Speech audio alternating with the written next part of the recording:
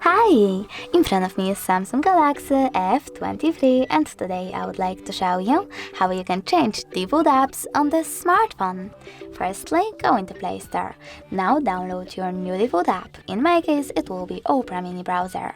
You don't have to open it, wait for it to download and simply click on Home button.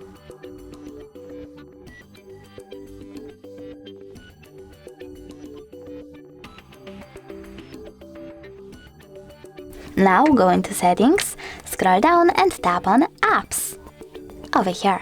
Then tap on Choose Default Apps and choose one of those sections. I want to change my browser, so I have to go into Browser app, tap on Opera and tap on the back button. As you can see, my default app has changed. Thanks so much for watching. If you enjoyed this video, leave a like, comment and subscribe. Bye!